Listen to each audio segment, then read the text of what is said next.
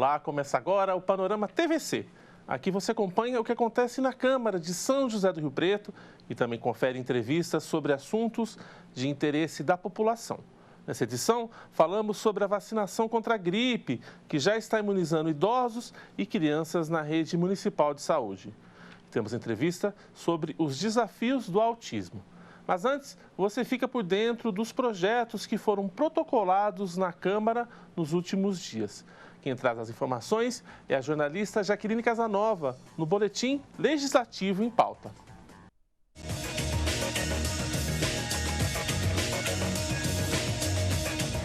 Confira os projetos protocolados nesta semana aqui na Câmara Municipal de São José do Rio Preto.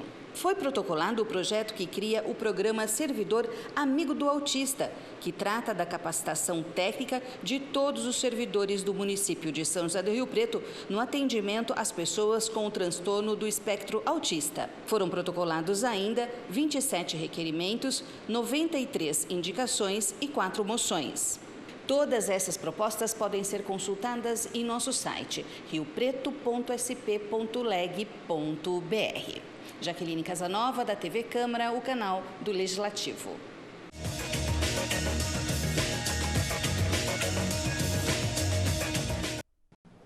Durante a 11ª sessão do ano, os vereadores aprovaram 8 projetos. Entre eles, o que beneficia munícipes que queiram quitar dívidas com a Prefeitura.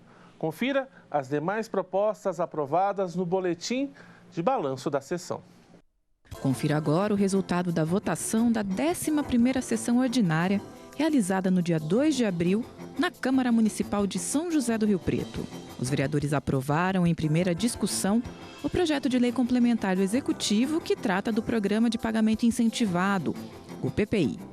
A matéria permite que contribuintes que tenham dívidas com a Prefeitura possam quitar os débitos com desconto de juros e multas. Também do Executivo receberam parecer favorável, em primeira discussão, o projeto que autoriza a Rio Preto Prev a alienar imóveis, a proposta que reduz as alíquotas suplementares de contribuição previdenciária a serem recolhidas pelo município e a matéria que concede subvenção social de R$ 170 mil para a Associação Lar São Francisco de Assis na Providência de Deus.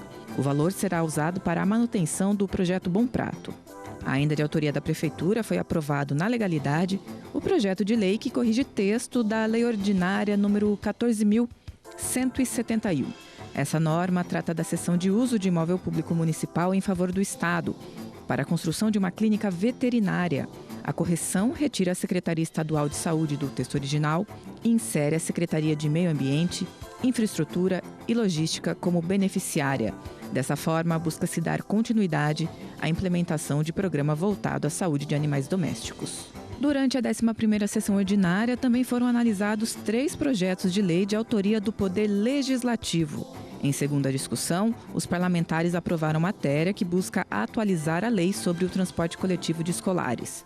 Pelo projeto, motoristas com infrações de trânsito meramente administrativas não serão impedidos de exercer a função de transporte escolar.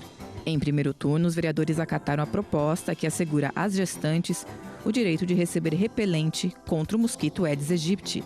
De acordo com a matéria, o poder público deve fornecer o produto gratuitamente ao público beneficiado. Também em primeira análise, os vereadores deram parecer positivo à matéria que declara de utilidade pública a Associação Atlético Rio Pretense, instituição que realiza papel social junto a crianças e adolescentes. A ordem do dia também listava veto total ao projeto de lei que trata da instalação de aparelhos de ar-condicionado na rede municipal de ensino e que orienta sobre a temperatura adequada nas salas de aula. O veto foi rejeitado em plenário. Todas as informações sobre as propostas que tramitam na Câmara de São José do Rio Preto você encontra no site do Legislativo. Basta acessar riopreto.sp.leg.br. Lei municipal sancionada nesse ano diz respeito a acompanhantes de pacientes nos hospitais de Rio Preto. Confira agora no Lei em Rio Preto.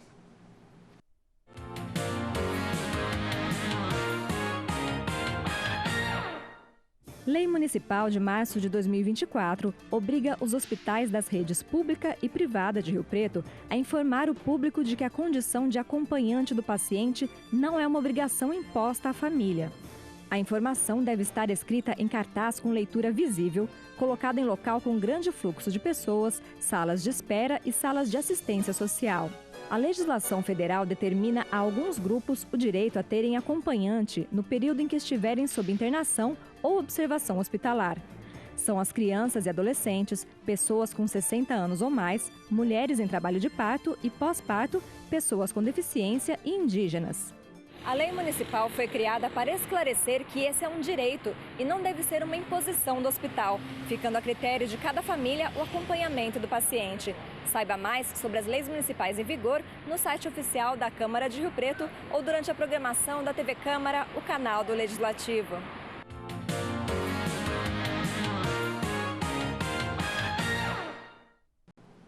O governo do estado está oferecendo cursos profissionalizantes gratuitos para jovens. Veja como se inscrever com a repórter Jaqueline Casanova. Olá, o governo do estado de São Paulo abriu inscrição para um curso online e gratuito para jovens em todo o estado de São Paulo. São 4.275 vagas para o Qualifica SP Meu Primeiro Emprego. As inscrições vão até o dia 24 de abril no site www.qualificasp.sp.gov.br. Não haverá processo seletivo. A ação é destinada a jovens de 16 a 24 anos, com ensino fundamental completo que buscam inserção no mercado de trabalho, principalmente nas áreas do setor produtivo.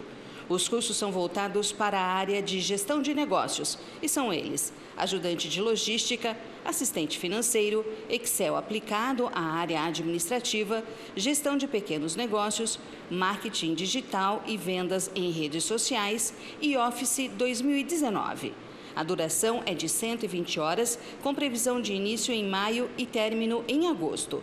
As atividades em formato virtual e ao vivo permitem que os estudantes acompanhem as aulas em horário pré-determinado. A comunicação com os inscritos é feita unicamente por e-mail, utilizando-se os dados pessoais de cada candidato informados no ato do cadastro no site. Os cursos são ofertados em parceria com a Escola Start. Agora o Panorama TVC faz o intervalo e no próximo bloco vamos falar sobre o autismo. Não saia daí.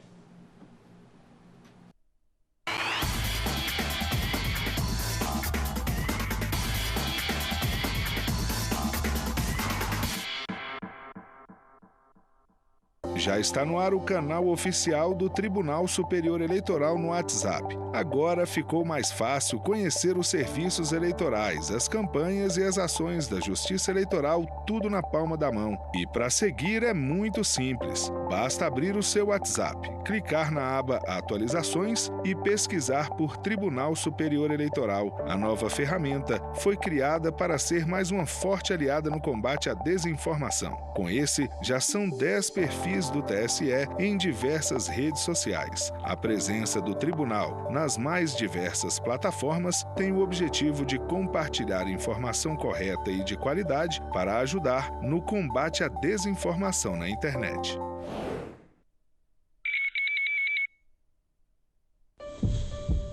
Nunca imaginei que iríamos passar por isso.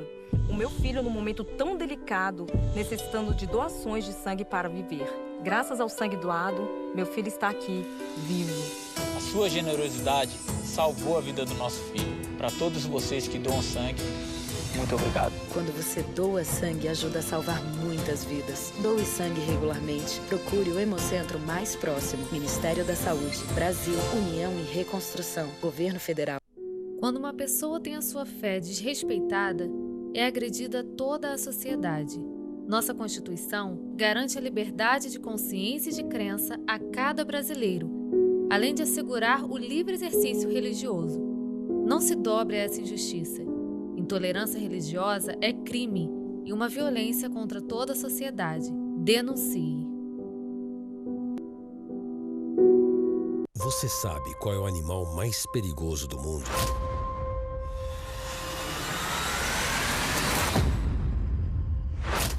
É o mosquito. Ele pode transmitir a dengue, zika, chikungunya. Para acabar com o perigo, elimine a água parada de pneus, garrafas, lixeiras e pratos de vasos. Não crie seu maior inimigo no quintal.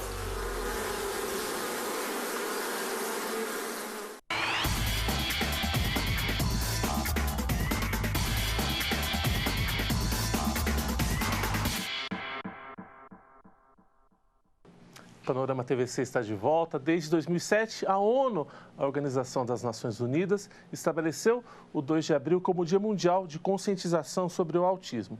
Por ser um tema complexo e ainda desconhecido por muita gente, os debates sobre o transtorno do espectro autista acabam se espalhando por todo o mês.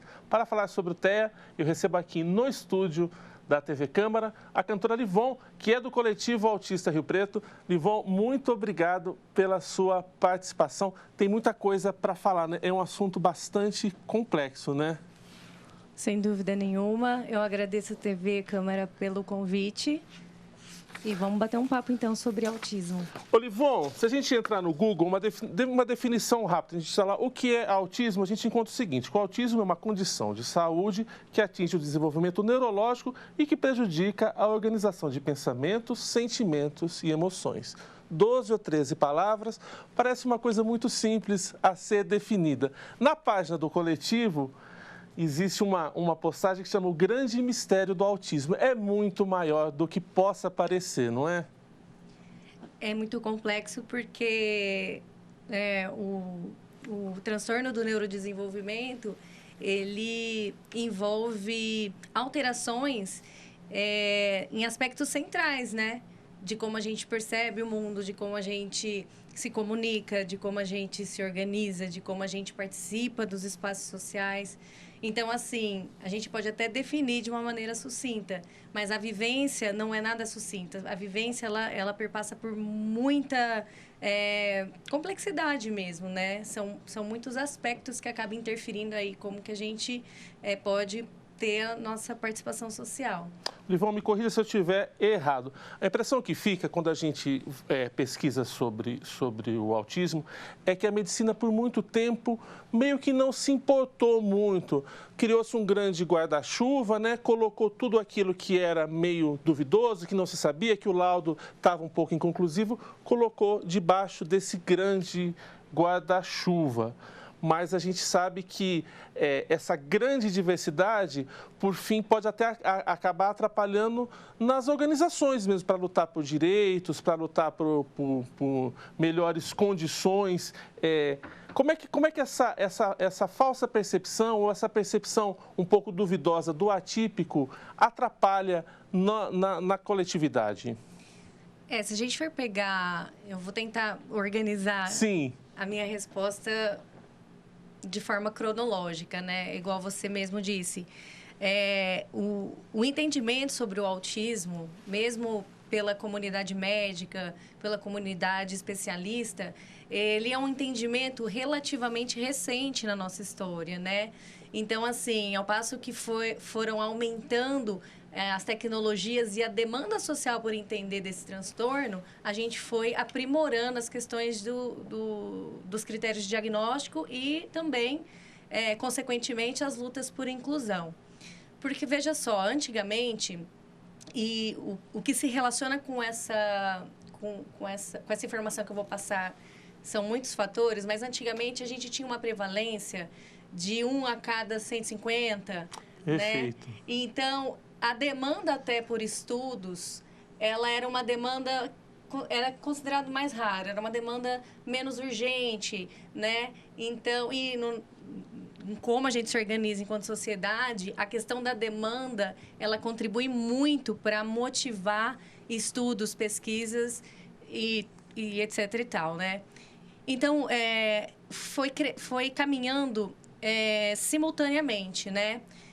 O estudo daquela demanda que antes era muito menos frequente na nossa população e, ao passo que essa demanda foi aumentando, foi-se, então, aumentando o interesse de pesquisa, foi-se, então, aumentando a compreensão daquilo e foi conseguindo discriminar o que seria, então, o transtorno do espectro autista, o que seria outros transtornos associados a outras síndromes, o que seria, então,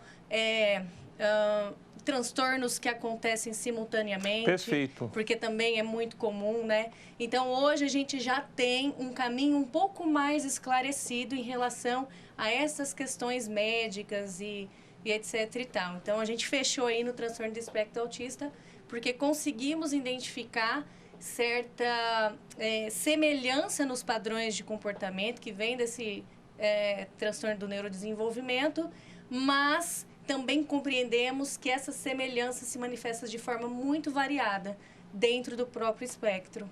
E o coletivo, no caso do Coletivo Autista Rio Preto, como é que ela surgiu? A página do Instagram é o @Coletivo Autista Rio Preto. Hoje já está com mais de 700 seguidores. Qual que é o perfil? Como é que ele surgiu e qual que é o perfil? Você é fundadora dessa página específica, desse grupo específico, é isso? Isso. Eu com uma amiga minha que é aqui de Rio Preto também, que é a Sinara.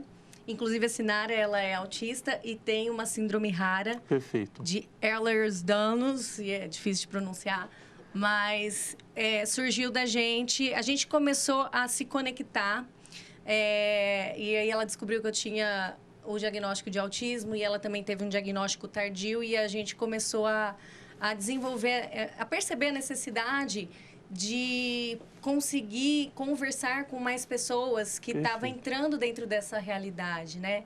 Porque, por exemplo, no meu caso, eu tive um diagnóstico tardio porque eu não tive o atraso da fala. Eu não tive questões muito, vamos dizer assim, muito características da inclusão escolar, né? Que geralmente são os pontos que levam a um diagnóstico precoce, né? Eu tinha queixas escolares, mas não a ponto de achar que era algo que não daria para ser corrigido naquele sistema de educação mais bruto de antigamente, né? Então, surgiu da demanda do diagnóstico tardio mesmo, coletivo, né? Como é que você, no seu caso específico, você sentiu que poderia ser esse caminho, que você se aprofundou nisso e foi atrás de um diagnóstico nesse caso? No meu caso, foi porque eu tive 2 filhos e o meu filho mais novo já teve um atraso significativo da fala. Entendi. Ele é autista nível 2 de suporte, que a gente chama hoje.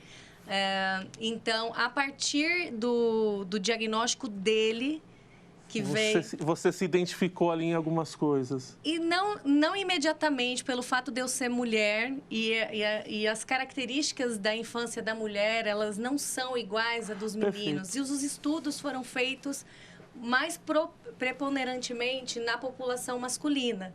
Então, o interesse restrito manifestado, sei lá, por carrinhos e empilhar carrinhos, na menina, às vezes, é a organização da casa da boneca que não parece estranho. Entendi. Né? Soa socialmente aceitável, né? Exato. Então, isso acaba lentificando o diagnóstico da maioria das meninas. Então, eu comecei a identificar mais consistentemente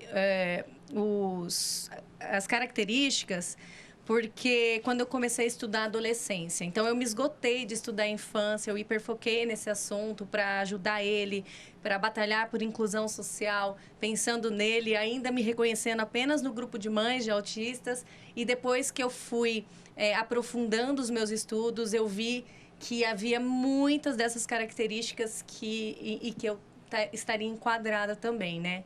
E o meu atual companheiro que motivou que eu fosse buscar, porque ele estava tendo um trabalho muito grande em lidar comigo.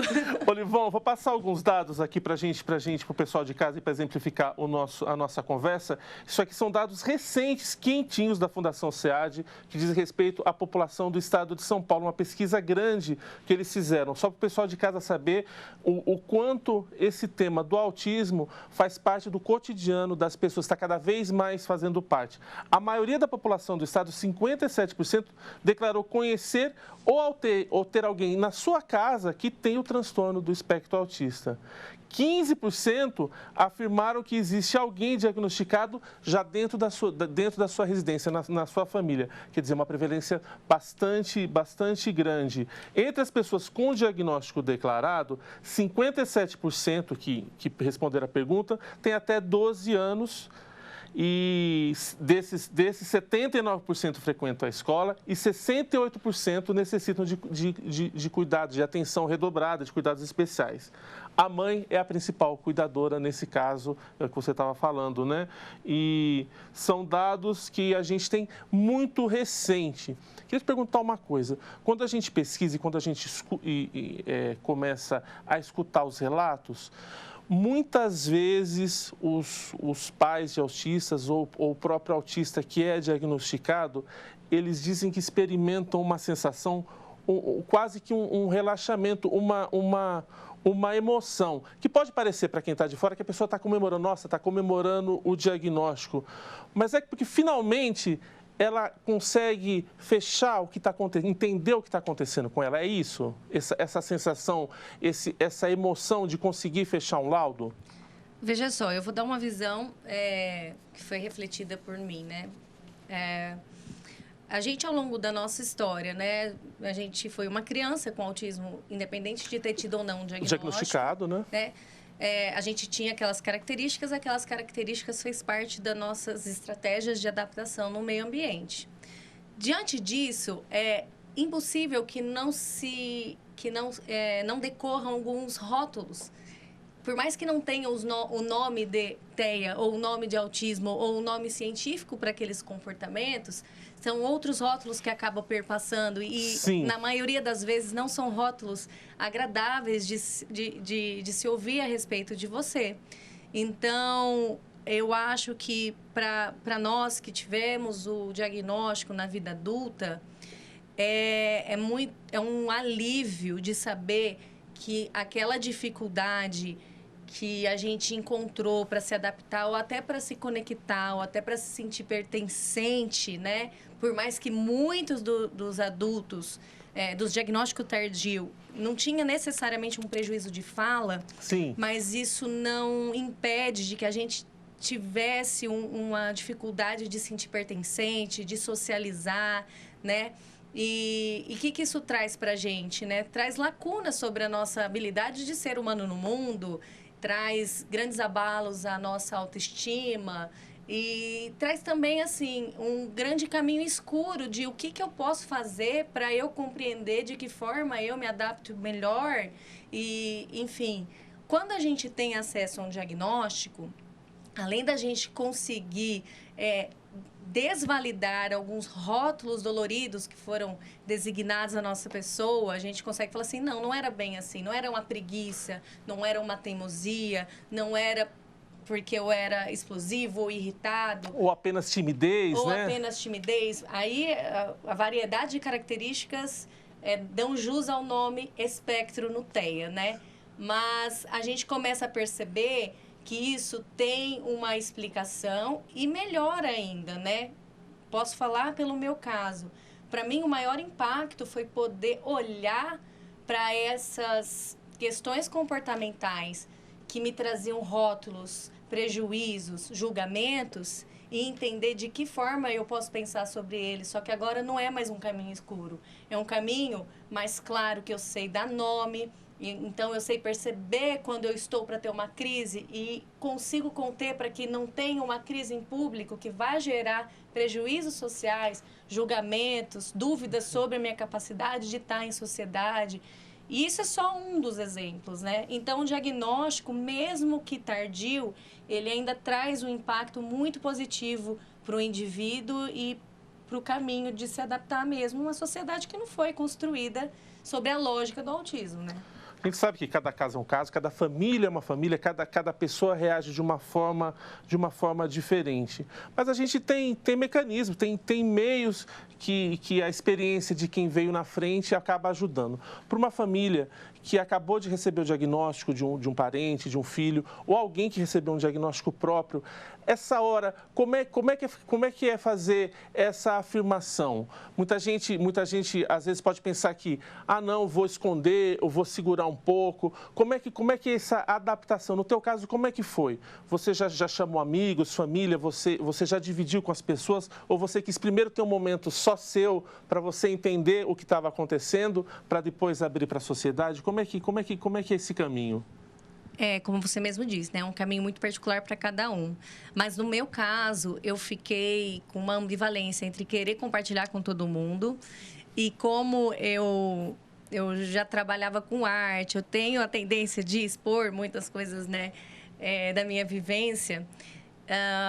Eu acabei por optar por esse caminho, né? De querer mesmo que as pessoas soubessem, porque aquilo tinha sido uma descoberta tão valiosa para mim. Perfeito. E até para poder, de certa forma, mostrar. Porque, por exemplo, a minha figura, a figura da mulher com autismo, que não teve atraso de fala, que é nível 1 de suporte, é uma figura muito duvidada dentro, né, do TEA, né? Então, eu também queria mostrar que a gente precisa abrir muito a nossa cabeça, porque o TEA, ele está muito além dos estereótipos que a gente conhece. Ainda que a gente já conhece mais, existem muitos estereótipos, né?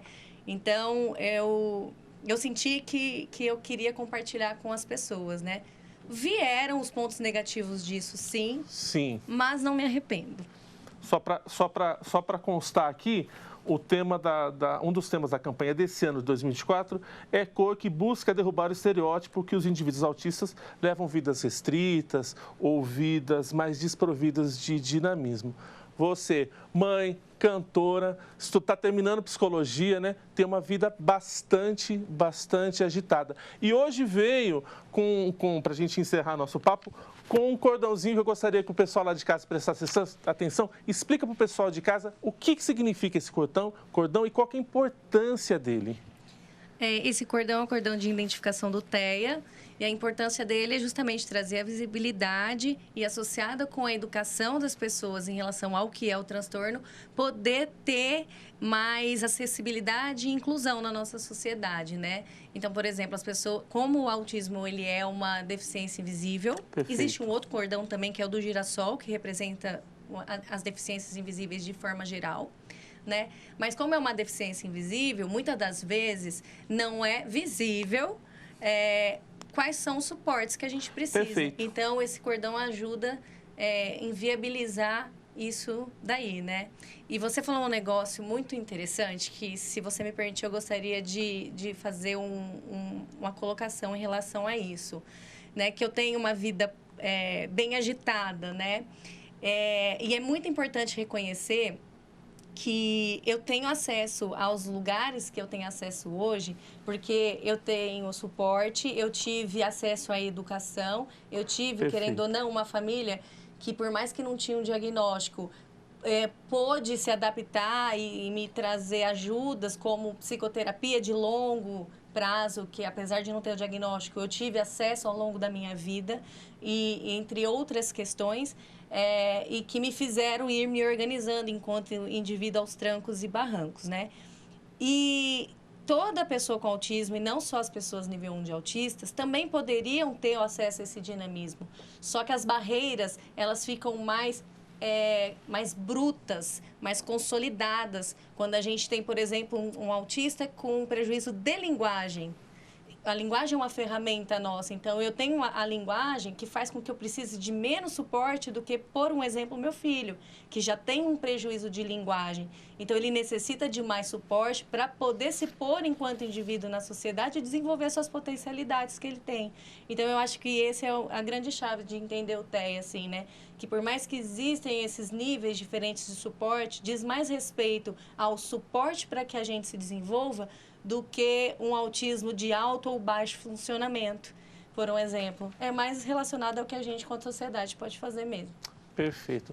Ó, gente, a gente só deu um gostinho, só das possibilidades que você vai encontrar de serviço e de esclarecimento lá no coletivo. Livon, para a gente encerrar, deixa o endereço da sua página e convido o pessoal para trocar uma ideia com você via as redes sociais, marcar palestras, bate-papos e tudo mais. Bom, para quem quiser conhecer o nosso trabalho via o Coletivo Autista de Rio Preto, é só acessar no Instagram, @Coletivo Autista Rio Preto. E também pode seguir nas minhas redes, eu sou cantora e compositora, @livon.oficial. Estou à disposição para o que eu puder contribuir aí nesse mês de conscientização e no ano inteiro. É isso aí. Eu conversei com a Livon falando sobre autismo e a gente segue falando de datas importantes aqui no nosso mês. O mês de abril é marcado por 2 datas importantes. Dia 6 é o Dia Nacional de Mobilização pela Promoção da Saúde e Qualidade de Vida. E o dia 7, o Dia Mundial da Saúde. E por isso vamos a uma mensagem do médico Mário Flamini Júnior. Olá pessoal, nesse mês da saúde vou passar uma dica para vocês, que é uma dica que todo mundo já sabe, né? Que a gente tem que fazer mais é prevenção. Então uma boa alimentação, atividade física regular, isso vai fazer com que vocês consigam ter mais saúde e evitar que problemas mais graves aconteçam. Então Rio Preto é uma cidade muito bonita, uma cidade quente, a gente tem vários lugares para fazer atividade física, então aqui não tem a desculpa de onde fazer, porque a gente tem uma cidade que é abençoada e pode fazer com que a gente chegue lá, tá? Mais saúde para a vida da gente. Faltam ainda 6 meses para as eleições municipais, mas o Tribunal Superior Eleitoral já divulga as regras para o dia das votações. Se você for eleitor, já pode começar a se informar sobre o que é permitido ou proibido no dia 6 de outubro. Confira.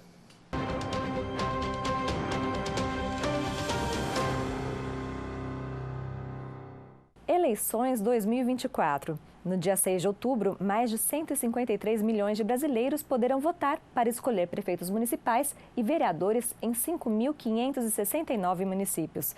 Para que tudo corra bem, de forma organizada, a Justiça Eleitoral disciplina o que pode ou não ser feito nesse dia. Por exemplo, os eleitores podem manifestar sua preferência por candidato ou partido de forma individual e silenciosa. É permitido o uso de broches, bandeiras, adesivos e camisetas.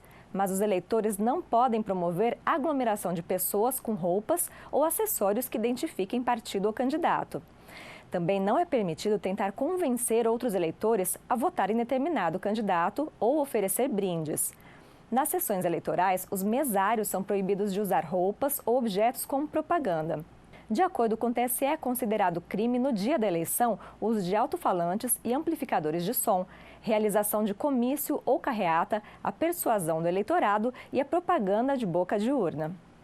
Atenção também para as redes sociais. É proibida a publicação de novos conteúdos ou impulsionamento no dia da eleição. Os partidos e perfis pessoais podem manter em funcionamento aplicativos e conteúdos que já tenham sido publicados até a véspera das votações. Quem tem adesivos colados em veículos ou bens particulares pode manter a propaganda.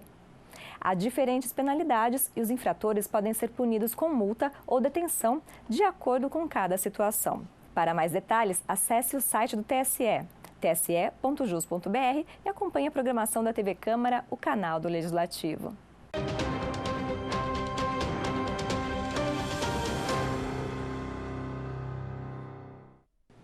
Vamos ler? A Academia Rio Pretense de Letras e Cultura, ALEC, realiza até o dia 14 de abril um projeto inédito, a primeira feira do livro Infanto Juvenil de Rio Preto. A TV Câmara acompanhou a abertura do evento. A ALEC, Academia Rio Pretense de Letras e Cultura, promove a primeira feira do livro Infanto Juvenil. O evento é realizado no Rio Preto Shopping e vai até o dia 14 de abril com uma extensa programação que conta com feira de livros, contação de histórias, apresentações com fantoches, música e ciclos de palestras com temas relacionados à literatura infanto-juvenil. A nossa feira, a FLIRP, tem 2 objetivos principais, tem vários, mas entre esses vários, 2 principais. O primeiro é estimular e fortalecer o hábito da leitura na faixa etária das crianças e adolescentes, ou seja, de crianças em faixa escolar de ensino fundamental. O segundo objetivo é sempre fazer uma doação de livros que possam chegar diretamente às crianças e aos adolescentes. Ou seja, nós estamos doando livro para as crianças, para os alunos, não para as escolas. Para estimular também nessas crianças e adolescentes o hábito de possuir um livro físico e com isso gerar uma vontade de formar dentro do seu quarto, dentro da sua casa, uma pequena biblioteca pessoal. E quem vier até aqui, o que vai encontrar? Qual que é a programação da feira? Quais as atrações que vocês vão ter aqui ao longo desses dias? Bem, a feira vai funcionar de 4 a 14 de abril, com muitas atividades. Nós temos palestras diárias, nós temos sessões de autógrafos diários, nós temos contação de história, apresentação de fantoche, oficinas de vários tipos. E nós temos a parceria da Livraria Empório Cultural aqui presente, pode ver aqui depois, fazer uma geral aqui e olhar para os telespectadores poderem ver também um pouco. Vários livros a preços populares. Essa foi a proposta também da nossa parceria com a livraria daqui do shopping. Eu vou pedir então para que você faça um convite então para quem está em casa para vir até aqui, de quando a quando, qual horário, e quem quiser mais informações pode procurar onde? Bem, nós estamos sediados aqui no Rio Preto Shopping, na Praça 3, e nessa praça quem vier vai encontrar livros a partir de R$5, livros novos a partir de R$5, e a livraria disponibilizou a preços populares.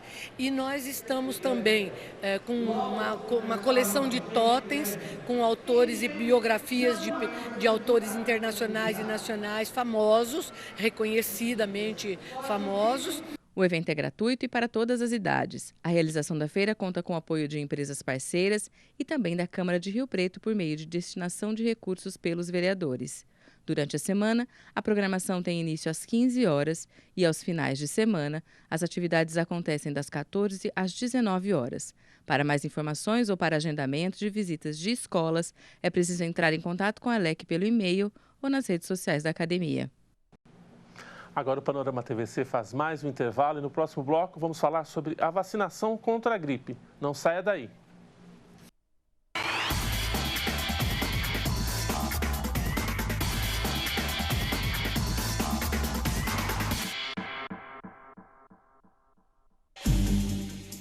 O que é phishing? Existem muitos tipos de golpe que acontecem pela internet. A maioria deles começam com phishing. Você sabe o que é isso? Phishing vem do inglês fishing, que significa pescaria. É um tipo de cyberataque muito comum, que acontece por meio de um link enviado para fisgar a vítima. O link pode chegar por e-mail, por SMS, por aplicativos de conversa e pelas redes sociais. Se a vítima morde a isca, ela é direcionada a um site falso, que tem por objetivo acessar senhas, números de cartões de crédito e dados pessoais. Na internet, nem tudo é o que parece. Por isso, antes de clicar, desconfie. Ministério Público de São Paulo na prevenção aos golpes virtuais.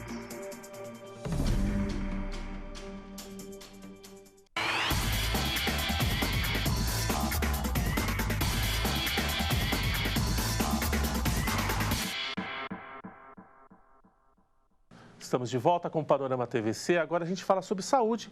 Rio Preto participa da campanha nacional de vacinação contra a gripe. Quem fala sobre esse assunto comigo agora é a gerente de imunização da Secretaria de Saúde aqui de São José do Rio Preto, a Michela Barcelos. Michela, muito obrigado pela sua participação. Encontrou um tempinho aqui para atender a gente via Zoom. Michela, a campanha desse ano protege contra quais tipos de vírus? Qual que é o público-alvo dessa vacinação? Boa tarde, obrigado pela oportunidade de divulgar a campanha. Esse ano a campanha utiliza a vacina trivalente, então ela tem 3 tipos de vírus influenza, né? 2 do tipo A, sendo o H1N1 e o H2N3, e também um tipo de influenza B. E os grupos prioritários são as pessoas que têm maior risco de desenvolver complicações em decorrência da gripe, como crianças pequenas, idosos, gestantes, puérperas, pessoas com comorbidades. E o Ministério também indica a vacinação para algumas categorias profissionais, são profissionais de saúde, né, que a ausência desses profissionais compromete, né, o atendimento, né, caso a gente venha a ter algum surto, né, de gripe, e também outras categorias que são essenciais para a sociedade, como as forças de segurança e salvamento, professores, caminhoneiros. Então tem um grupo grande de pessoas. Aqui em Rio Preto chega a 194 mil pessoas a estimativa daquelas que têm indicação da vacina gratuita na rede pública. Essa campanha começou na segunda-feira, dia 25 de março. Ela vai até quando? E onde é que eu posso encontrar a vacina aqui em São José do Rio Preto? Quantas doses nós teremos aqui para a cidade? O envio da vacina é feito de forma fracionada, então não recebemos todo o quantitativo. Mas infelizmente a demanda não está grande, então todas as unidades estão abastecidas. A campanha vai até o dia 31 de maio, mas a gente ressalta a importância das pessoas aproveitarem essa antecipação, né? Geralmente a campanha só começa em abril, esse ano começou em março, né? Justamente para a gente ter a nossa população mais protegida no inverno, que é o período de maior circulação dos vírus respiratórios. Você falou da adesão. Gostaria que você reforçasse para o pessoal qual que é a importância dessa ação de imunização em massa, desse bloco de imunização ao mesmo tempo. O que isso ajuda no controle dessas doenças respiratórias? Bom, a gripe é um problema de saúde pública, além das complicações que o próprio vírus pode causar, como as pneumonias, que levam essas pessoas à internação e até a óbito, mas ela também está muito associada, né, à exacerbação das doenças que muitos pacientes têm, como diabetes, cardiopatia, asma. Então, esse tipo de doença fica pior, né, quando a pessoa tem uma infecção pelo vírus influenza, e já existe aí muitas comprovações científicas que se você tem gripe, aumenta o seu risco de ter infarto, aumenta o seu risco de ter AVC. Então, vacinar a nossa população, principalmente a população idosa, as pessoas com comorbidade e as crianças, é essencial para que a gente não tenha aí sobrecarga da rede de saúde, de internação, e consiga evitar óbitos, lembrando que a gripe é uma doença imunoprevenível. A Secretaria de Saúde, já é tradição da Secretaria da Saúde, Michela, a fazer os chamados dias D de vacinação. Esse ano já aconteceu alguma ação específica nessa área? Qual foi o resultado, se a gente teve esse ano? E se tem alguma programação marcada aqui para as próximas semanas, os próximos meses? No último sabadão, que foi em março, né, dia 23, a gente já ofereceu a vacina, apesar da campanha oficialmente começar na segunda, dia 25. E para abril a gente tem o sabadão previsto aí para o último sábado do mês. Então também a vacina vai estar disponível. Além disso, as unidades têm buscado estratégias como a vacinação das casas de repouso, dos idosos acamados, vacinação das equipes de hospitais, para a gente tentar melhorar, né, e agilizar a vacinação do público-alvo. Qual que é a meta de doses aqui aplicadas pela Secretaria e quais os documentos são necessários para eu ser vacinado? O que eu preciso levar? A meta do Ministério é 90%, mas ele monitora essa meta de cobertura não em todos os grupos. Esse ano ficou definido que ele vai acompanhar a cobertura nas crianças, nas gestantes, nas puérperas e nos idosos. E essa cobertura está muito baixa ainda, né? A vacina está disponível em todas as 29 unidades. É importante levar sempre um documento de identificação e caso você esteja tomando essa vacina por alguma profissão ou atividade desenvolvida, levar documento que comprova. Então, se você é trabalhador da saúde, se você é motorista do transporte coletivo, né? Quem está tomando pela idade, só o documento de identificação. E quem tem comorbidade, levar algo que comprove essa doença, como um atestado médico, exame, receita de medicamentos. As pessoas que já acompanham na unidade, a gente já tem esse cadastro, mas caso a pessoa faça o acompanhamento na rede privada, é importante levar também algo que comprove a comorbidade dela. Para quem está nos assistindo, tem algum receio, alguma dúvida com relação à vacina? Há algum efeito colateral, alguma restrição ou contraindicação de algum grupo que não possa receber essa vacina? A vacina da gripe é uma vacina muito segura que a gente utiliza aí, é a 26ª campanha, então a gente tem muita experiência usando essa vacina. As reações são aquelas esperadas com qualquer imunobiológico, dor no local, um pouco de mal-estar, às vezes a pessoa tem febre, dor de cabeça, mas essas reações acontecem no primeiro e no segundo dia e são autolimitadas, elas melhoram espontaneamente. Eventos mais sérios a gente não observa, né? E contraindicação é só para quem realmente teve alguma alergia grave do tipo anafilática em dose anterior da vacina. Antigamente a gente tinha uma restrição para as crianças com alergia grave ao ovo, mas agora até elas têm indicação de receber a vacina, porque a vacina está mais purificada e tem menos resíduo de ovo. Perfeito. Além da vacina contra a gripe, a Rede Municipal de Saúde oferece uma gama de imunizantes para a população, sobretudo para as crianças. A gente estava falando, você acabou de citar as crianças. Como é que funciona essa vacinação, a chamada vacinação de rotina aqui em São José do Rio Preto, Michela? Bom, nós temos calendários, né, publicados para criança, para gestante, para o adulto, para o idoso e para a mulher grávida, né? Essas vacinas ficam disponíveis nas unidades básicas de saúde e a pessoa hoje pode procurar qualquer unidade de saúde para verificar o seu histórico vacinal. A gente sempre pede para estar sempre atento, tirar um período do ano para fazer essa visita à sala de vacinação, porque os calendários mudam, entram novas vacinas, a faixa etária pode ser ampliada e você pode estar perdendo a oportunidade de receber uma dessas vacinas que são importantes e podem evitar doenças e suas complicações.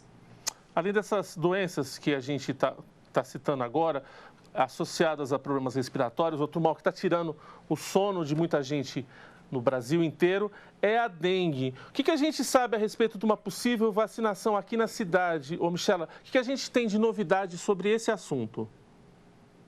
Nas últimas semanas, o Ministério fez um remanejamento de doses. Inicialmente, foram selecionados 521 municípios do país que atendiam aos critérios de elegibilidade para receber a vacina.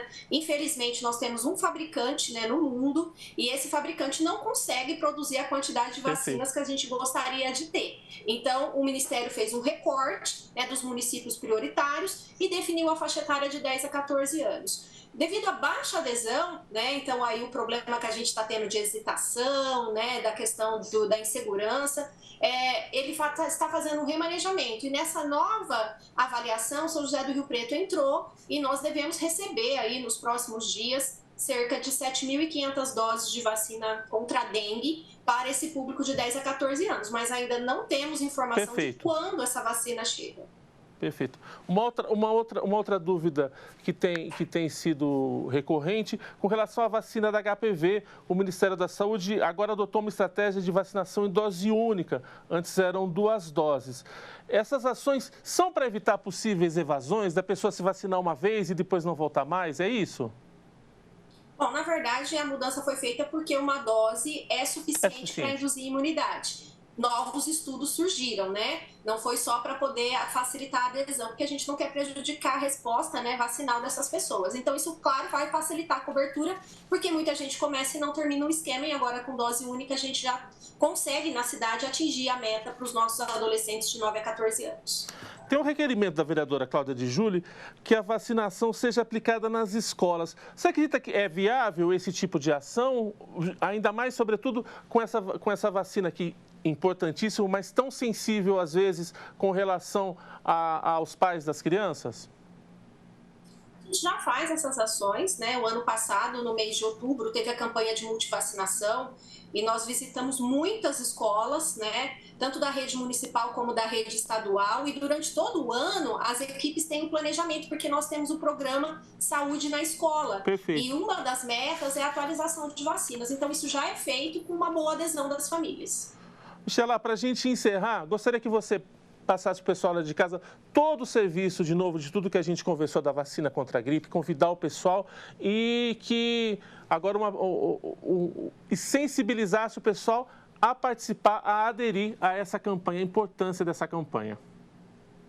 Bom, o Brasil sempre foi referência em imunização e a gente só conseguiu isso porque a gente tinha uma população comprometida, né, e favorável à vacinação. Então, a gente está recuperando a confiança nas vacinas, a gente pede para que toda a população esteja atenta, todo mundo precisa ter um cartão de vacinas, não é só criança.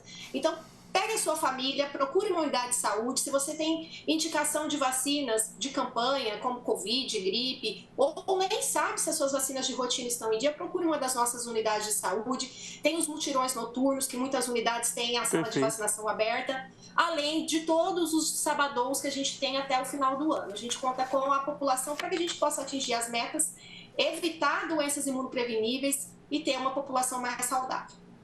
Eu agradeço a participação da Michela Barcelos, que veio trazer essa informação para a gente a respeito de vacinação. E a gente segue falando de saúde, agora com os números da dengue no município. Rio Preto contabiliza 3.298 casos confirmados da doença este ano.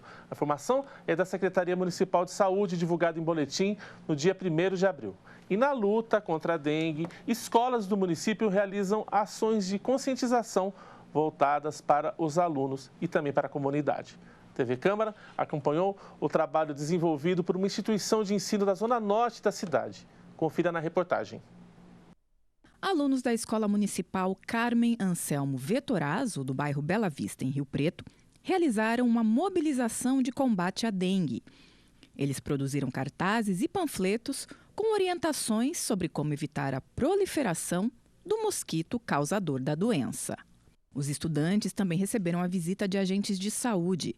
Os profissionais usaram uma maquete para ensinar como eliminar os focos de larvas do mosquito Aedes aegypti. Além das instruções para combater a dengue, as crianças viram como evitar acidentes com escorpiões. E depois do aprendizado, hora de compartilhar conhecimento e alertar a comunidade. Os alunos foram ao bairro vizinho à escola e por lá fizeram uma caminhada para conscientizar a população. Durante o percurso, aproveitaram para recolher resíduos que poderiam se transformar em criadouros, como essa tampinha de garrafa encontrada pelo Arthur. Tinha água parada que podia provavelmente ter ovos de mosquito. E aí o que você fez? Peguei a tampinha, fui perto do mato e virei ela jogando no mato.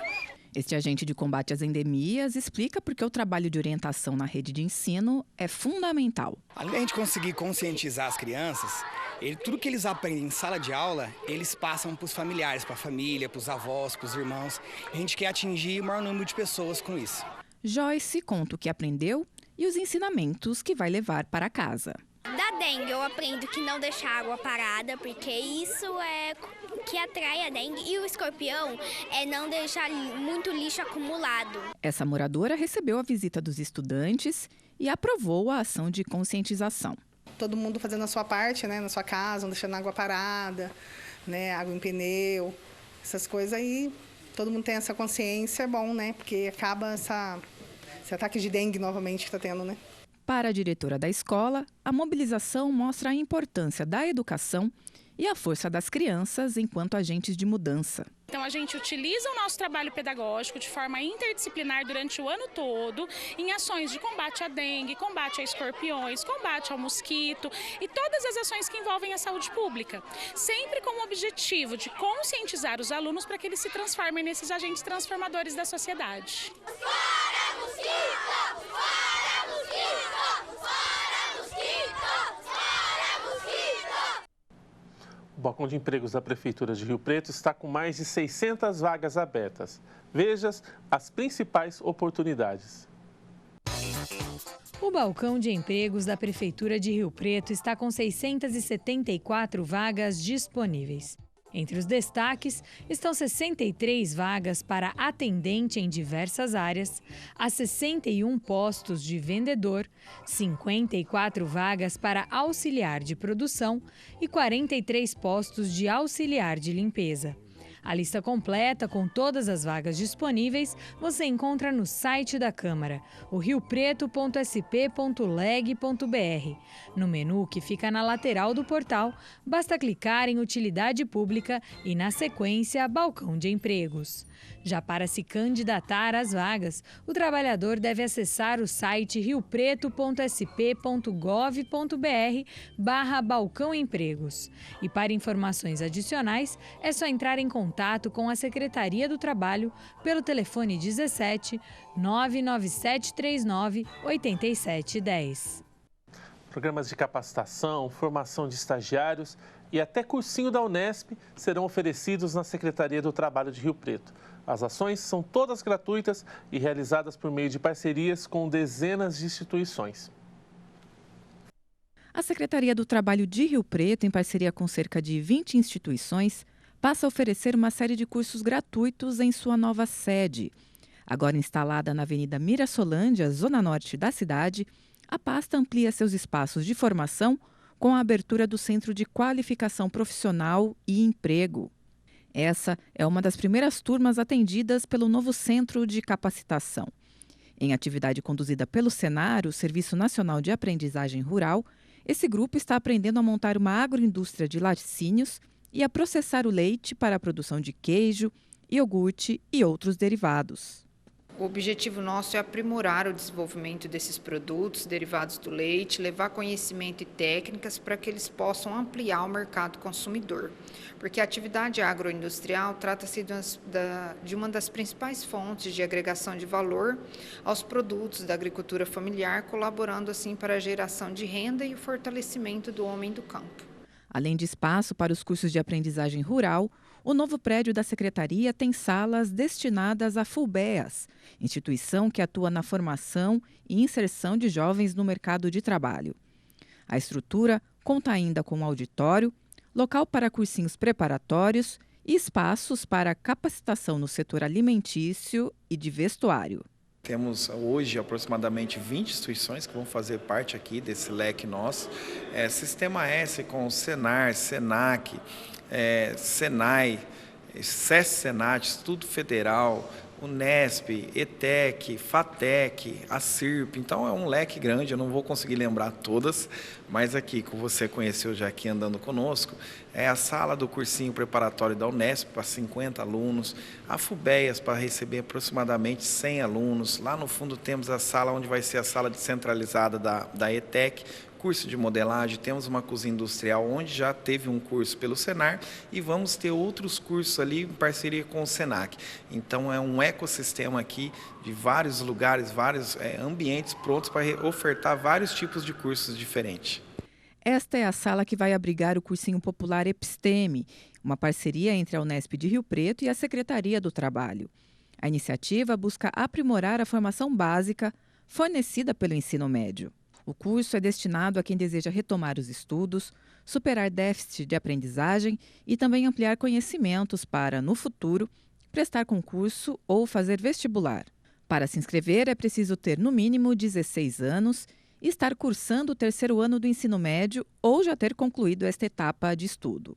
É preciso também ser de família de baixa renda, pois o critério de seleção será socioeconômico. As aulas são gratuitas e começam em maio. O curso é presencial, realizado de segunda a quinta-feira no período noturno. Serão ofertadas 50 vagas. As inscrições devem ser feitas até o dia 12 de abril.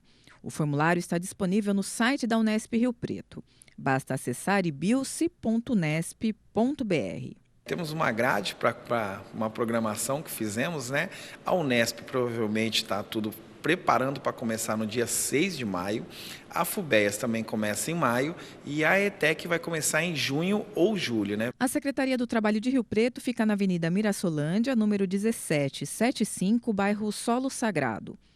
Mais informações sobre os cursos oferecidos pela pasta podem ser obtidas pelo WhatsApp, no número 17 99773 7125 e pelo e-mail smte@riopreto.sp.gov.br.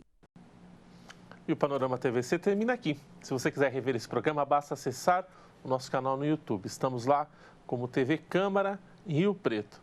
Todas as informações do Legislativo Riopretense você encontra no nosso site www.riopreto.sp.leg.br e também em nossas redes sociais. Estamos no Facebook e no Instagram. Muito obrigado pela sua audiência e até o próximo programa. Tchau!